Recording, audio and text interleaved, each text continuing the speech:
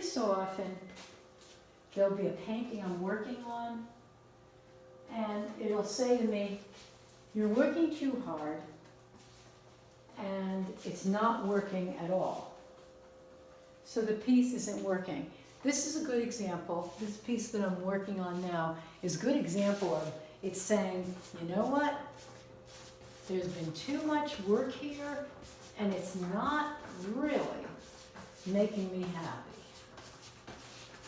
So what I've got to do is kind of trust my instincts and say, okay, and also talk to the painting. I do a lot of dialoguing with the painting, and it'll tell me, look, you were working too hard, it started out to be one thing, but now it wants to be something else. And I'm okay with that. It's a good sized painting, and I love working.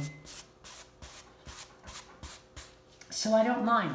But I've had this painting in my studio for a couple of months.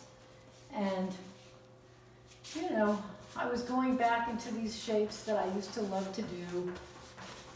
And still they're kind of a pleasant thing. But this painting wants to be something else. And I thought I'd just invite you into my studio just to see some of my process and what goes on in my mind as I paint. And I'm just going to get a little more water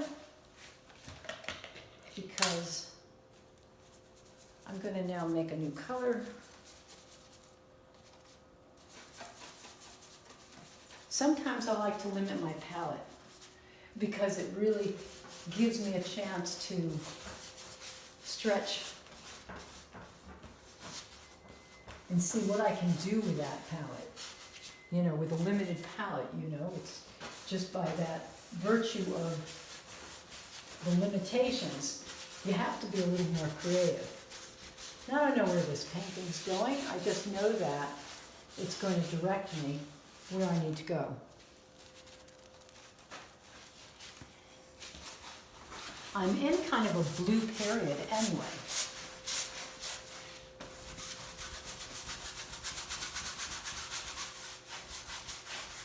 And I really have been missing the color blue, big time.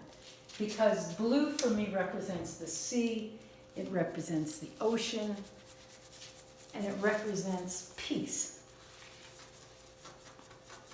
So I like all of those things.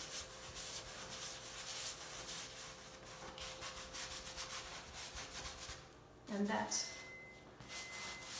I will, if you stay tuned, you'll see where this painting goes.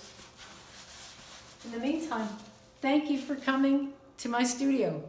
Thanks for being here.